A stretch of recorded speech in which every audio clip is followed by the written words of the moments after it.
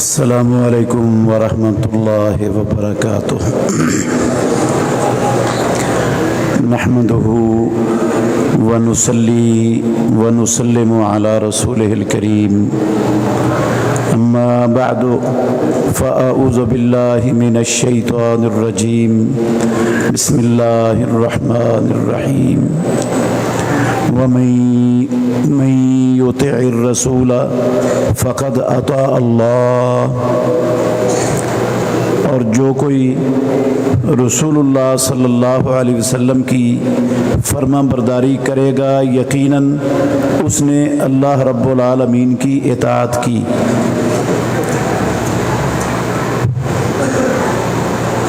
عزیز بھائیو، وقت بہت زیادہ ہو چکا ہے۔ ہمارے آخری کلاس کے کئی بچے جنہوں نے اپنا سبق سنانا تھا، انہوں نے اپنے آپ کو پیش کرنا تھا کہ ہم نے یہاں سے کیا سیکھا، انہیں بھی موقع نہیں مل سکا۔ حافظ عبد الرحمن مکی حافظہ اللہ تعالی وہ تشریف فرما ہیں، مفصل انشاءاللہ علمی زبردست گفتگو انشاءاللہ ان کی ہوگی۔ میں صرف چند منٹوں میں ایک بات سمجھانا چاہتا ہوں۔ یہ مجلس علماء کی اور طلباء کی ہے۔ اس مجلس میں کوئی نئی بات سمجھانے کی طاقت تو نہیں رکھتا ہوں میں، پیش کرنے کی جو نئی بات ہو۔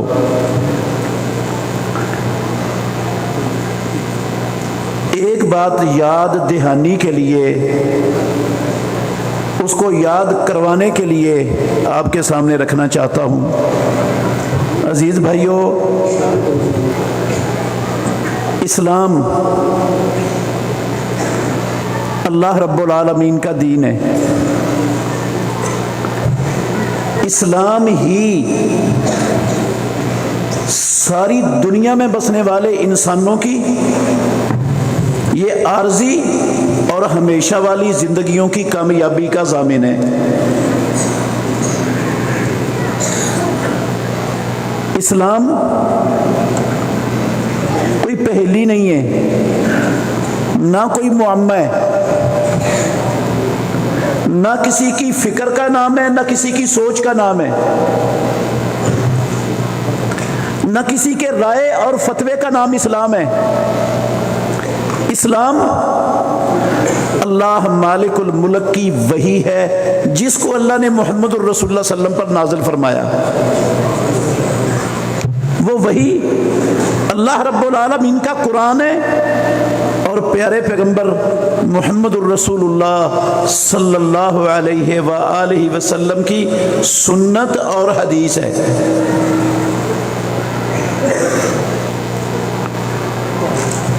قرآن بھی اللہ کی وحی، پیارے پیغمبر کی حدیث بھی اللہ کی وحی، اور انہی دونوں چیزوں کا نام اسلام ہے۔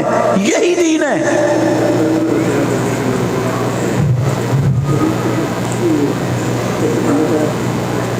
اس کے دلائل طلبہ پڑھتے رہتے ہیں، میں دلائل میں نہیں جانا چاہتا۔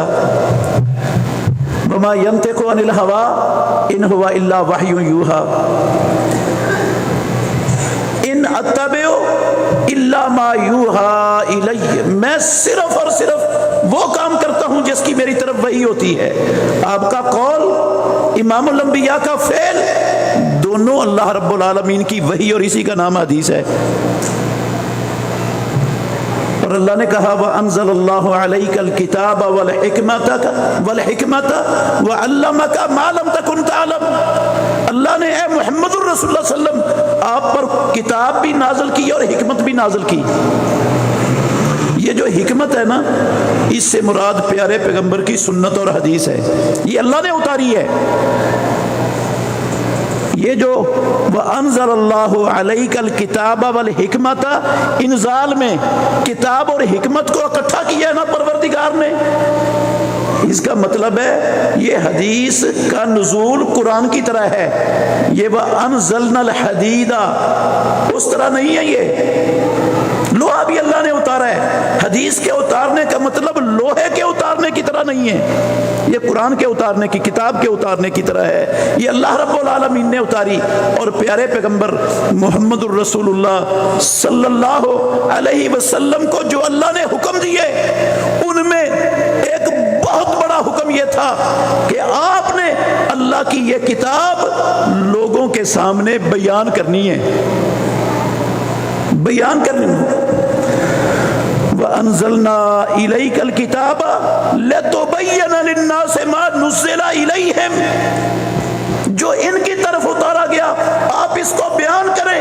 یہ اللہ نے حکم دیا ہے محمد الرسول اللہ صلی اللہ علیہ وسلم کو، اور پیارے پیغمبر نے جو بیان کیا ہے نا، اسی کا نام اپنے عمل سے، اپنے قول سے، آپ اپنے سامنے ہونے والے اقوال و اعمال پر خاموشی سے، اسی کا نام حدیث ہے. یہ بیان ہے محمد الرسول اللہ صلی اللہ علیہ وسلم کا، اور یہ اللہ کا حکم تھا آپ کو. آپ نے دو طرح کا بیان کیا ہے قرآن کا، دو طرح کا بیان. ایک ہے جو لفظ، جو جملے، جو کلام پروردگار نے نازل کی، وہ پوری کی پوری کلام من و عن لوگوں تک پہنچا دی، یہ بھی بیان ہے. اور ایک بیان ہے اللہ کے قرآن کا معنی، اس کا مطلب، اس کا مفہوم، اس کے اجمال کی تفصیل، اس کے عموم کی تخصیص،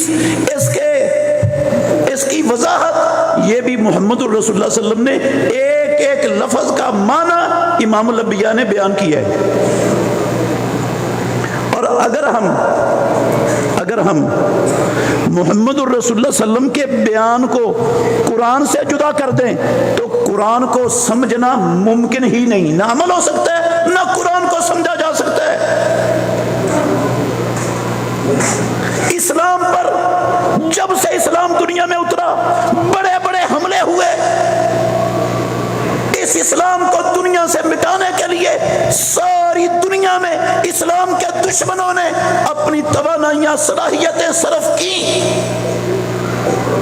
مگر میرے بھائیوں، جتنے بھی کافر دنیا میں آئے اسلام کو مٹانے کے لیے، وہ اسلام کا اتنا بڑا نقصان کرنے میں کامیاب نہیں ہو سکے جتنا بڑا نقصان اسلام کا خود کلمہ پڑھنے والوں نے، لا الہ الا اللہ محمد الرسول اللہ کا اقرار کرنے والوں نے، جتنا بڑا نقصان اسلام کا ان کے ہاتھوں ہوا، کسی یہودی، کسی عیسائی، کسی کمیونسٹ، کسی بدھ مت کے ہاتھ سے نہیں ہو سکا. دنیا میں مسلمانوں نے کیا کیا؟ بہت سے لوگ پیدا ہو گئے، انہوں نے اسلام کی تشریح میں کہا کہ اسلام صرف کتاب اللہ کا نام ہے، قرآن مجید کا، بس قرآن کے علاوہ ہمیں کسی شے کی ضرورت ہی نہیں. انہوں نے پیارے پیغمبر محمد الرسول اللہ صلی اللہ علیہ وسلم کی احادیث کا کلیتاً سرے سے انکار ہی کر دیا. انہوں نے کہا یہ اسلام کی بنیاد ہے ہی نہیں، اسلام صرف قرآن کے اندر لکھے ہوئے الفاظ اور اس کے ہماری مرضی کے مفہوم کا مطلب ہے.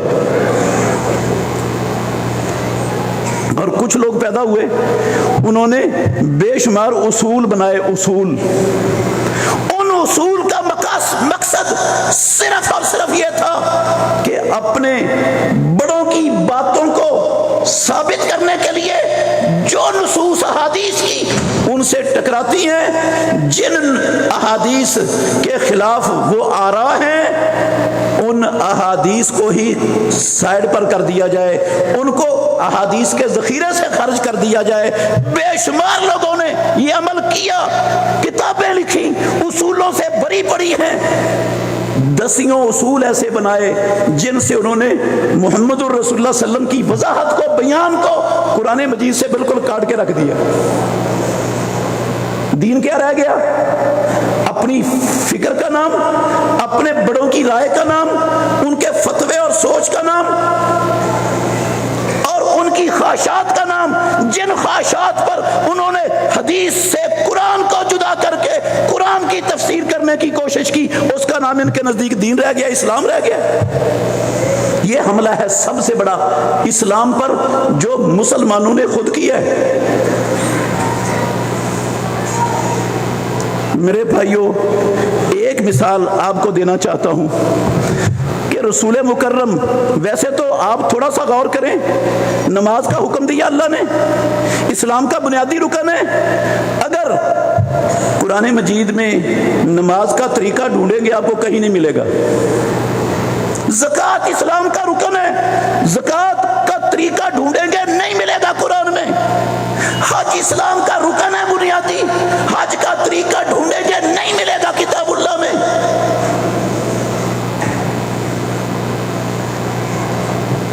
یہ ساری چیزیں محمد الرسول اللہ صلی اللہ علیہ وسلم نے بیان کی ہیں اپنے قول سے، اپنے عمل سے.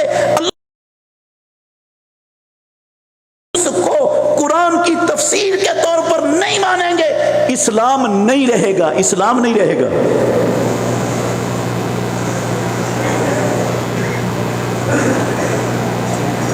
دیکھیں اللہ نے کہا وَالسَّارِقَةُ فَاقْطَعُوا أَيْدِيَهُمَا، چوری کرنے والا مرد اور عورت ان کے ہاتھ کاٹ دو، حکم ہے اللہ کا. اچھا ہاتھ 1 روپیہ چوری کرنے پر بھی کاٹنا ہے، چونی چوری کرنے پر بھی کاٹنا ہے، یا 10 روپے پر کاٹنا ہے، یا 100 روپے، کس پر کاٹنا ہے؟ کون بتائے گا؟ کہاں سے پتا چلے گا؟ اللہ کا دین کیا ہے؟ اسلام کیا ہے؟ اسلام کس چیز کا نام ہے؟ جو کسی کی عقل میں آئے، جو کسی کے دل میں آئے، اس کو بنیاد بنا کر اپنی عقل کو کوئی انگلی کا ایک پور کاٹ دے، کوئی ایک انگلی کاٹ دے، کوئی ادھر سے کاٹ دے، کوئی ادھر سے کاٹ دے، کوئی ادھر سے کاٹ دے. کہاں سے کاٹ لے؟ پیارے پیغمبر کی حدیث کے بغیر نہیں سمجھا جا سکتا. پیارے پیغمبر نے کہا لا قطع الا فی ربع دینار، فی ربع دینار، دینار کے چوتھائی حصے سے کم میں چور کا ہاتھ نہیں کٹتا. کم از کم چوری کتنی ہونی چاہیے؟ ربع دینار کے برابر، پھر ہاتھ کٹے گا. اور ہاتھ کاٹنا کہاں سے؟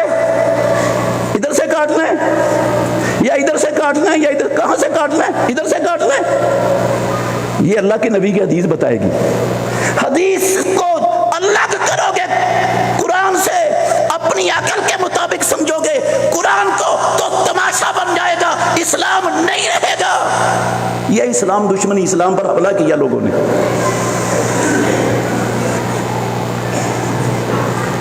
اللہ نے کہا قرآن مجید میں قُلْ لَا أَجِدُ فِي مَا أُوحِيَ إِلَيَّ مُحَرَّمًا عَلَىٰ طَاعِمٍ يَطْعَمُهُ إِلَّا أَن يَكُونَ مَيْتَةً أَوْ دَمًا مَّسْفُوحًا أَوْ لَحْمَ خِنزِيرٍ.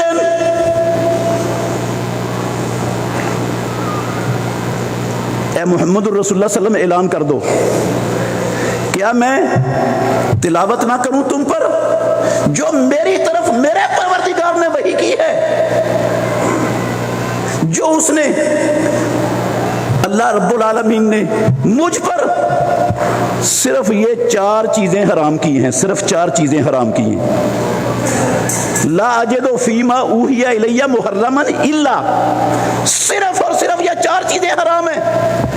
اس کے علاوہ قرآن کی یہ سائے سے پتہ چلتا ہے باقی سب حلال ہیں.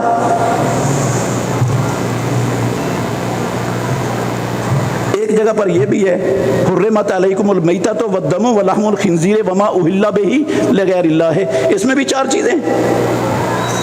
اب اگر ہم پیارے پیغمبر کی حدیث کو نہ مانیں، حدیث کو سائڈ پر لگا دیں، قرآن کو سمجھنے کے لیے اپنی خواہش کو، اپنے بڑوں کی آراء کو مقدم کر لیں، تو پھر نتیجہ کیا نکلے گا؟ ساری چیزیں ان کے علاوہ حلال ہو جائیں گی. اور جس کو جو حلال کرنا چاہے گا وہ حلال ہو، شراب بھی حلال ہو جائے گی، نشہ آور چیز بھی حلال ہو جائے گی، ہر شے حلال ہو جائے گی.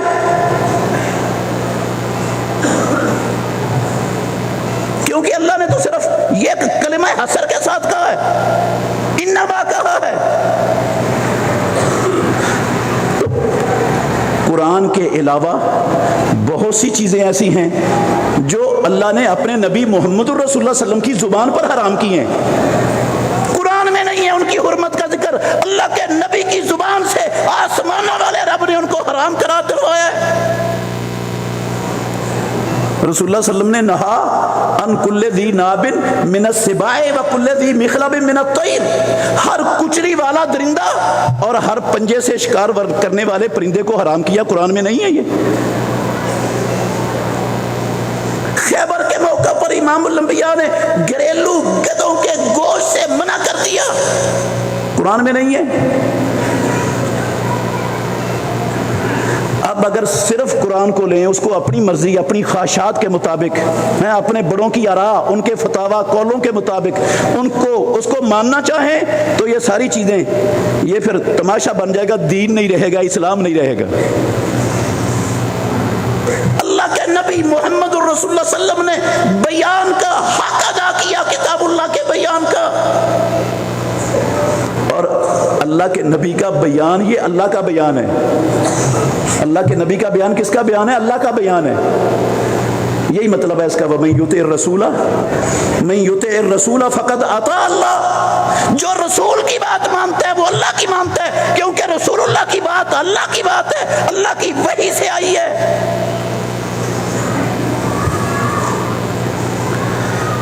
سینکڑوں مثالیں ہیں، میں صرف یہ اشارہ کیا ہے آپ کو۔ اللہ تعالی ہمیں حدیث کی، سنت کی اہمیت کو سمجھنے اور اس کو ساری دنیا میں پھیلانے کی توفیق عطا فرمائے۔ اقول قولی ھذا واستغفر اللہ لی ولکم ولسائر المؤمنین فاستغفروا انہ ھو الغفور الرحیم۔